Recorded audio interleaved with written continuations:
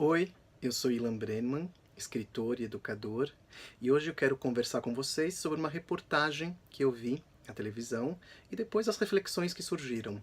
É uma reportagem que apareceu há algumas semanas que estava falando sobre uma Secretaria da Solidão que foi criada pelo Reino Unido. Isso mesmo, uma Secretaria da Solidão. E por que isso?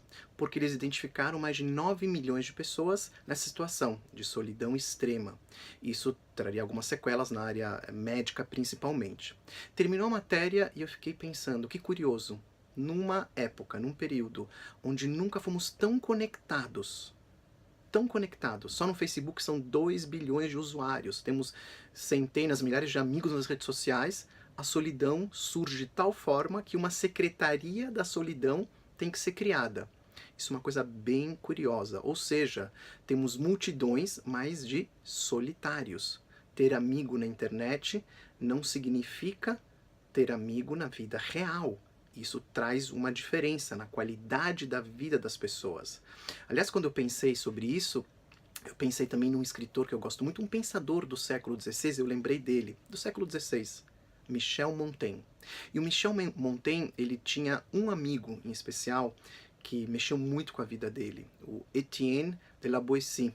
Era um jovem muito inteligente. Eles trocaram muitas cartas. E nessas cartas você vê a importância daquela amizade. Uma amizade, que era, né, melhor do que, às vezes, 5.000 amigos que temos nas redes sociais. Uma amizade verdadeira, real. E quando ele morreu muito jovem, o Etienne, o Michel Montaigne sentiu demais quando esse amigo foi embora, morreu e tudo mais. E ele fala muito também sobre a solidão, Michel Montaigne, vale a pena ler Michel Montaigne. Mas isso é realmente bem curioso, né? A gente falar sobre solidão numa época tão conectada. E o que me preocupou, né, também nessa reflexão que eu fiz depois da matéria, uma preocupação que surgiu, como vivemos na era dos extremos, tudo, né, tá muito extremado. Você olha uma secretaria da solidão sendo criada como algo, né, dizendo vamos combater a solidão.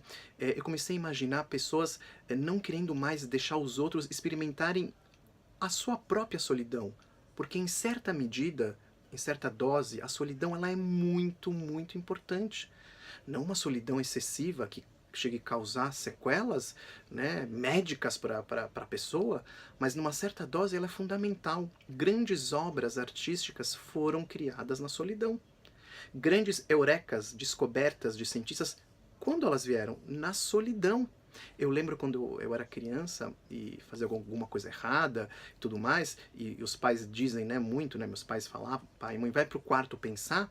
E nesse momento que eu tô lá no quarto sozinho, que realmente eu penso, vou pensar não só naquilo que eu fiz, vou pensar em coisas que eu não pensaria em outros momentos. Com as minhas filhas hoje é a mesma coisa. Ó, vai pro quarto pensar no que você fez. E elas vão lá e vão pensar no que elas fizeram, vão pensar também em outras coisas. Elas saem desse momento mais amadurecidas, elas saem crescidas desse momento. A solidão, novamente, em certa medida, ela é fundamental para o crescimento, para a maturidade. O Machado de Assis recomenda o conto que eu vou falar agora, chama Teoria do Medalhão. Então, o Machado, nesse conto, Teoria do Medalhão, fala de um pai que quer ensinar ao filho a ser uma pessoa medíocre, a seguir o rebanho. E ele diz para o filho, olha, nunca fique sozinho. A solidão não é boa, não fique sozinho. E o filho, por que, pai? Porque a solidão é oficina de ideias. A solidão é oficina de ideias. E eu não quero que você tenha ideias. Quem tem ideias não está com rebanho.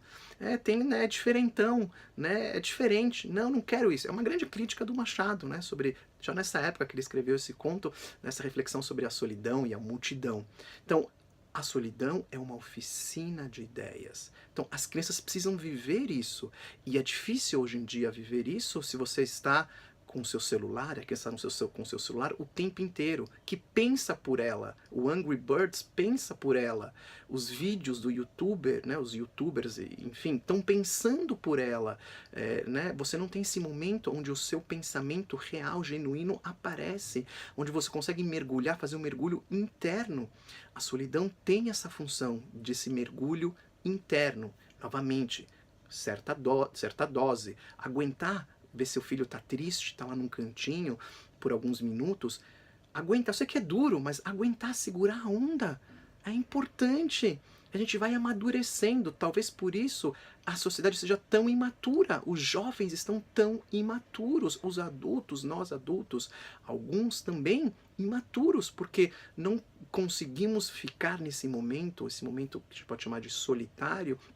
A gente fica às vezes apavorado com esse momento, mas é nesse momento que a gente vai solucionar às vezes vários problemas, vai fazer reflexões maravilhosas, os insights vão surgir nesse momento que você está com você mesmo. E para a criança, mais importante ainda, é um aprendizado para a vida, onde isso vai acontecer em alguns momentos, no trabalho dela, vai acontecer talvez na casa dela em algum momento, que vai estar lá sozinha, né? Vai acontecer, então você aprende o que é ficar sozinho em certos momentos e não demoniza a solidão pelo total.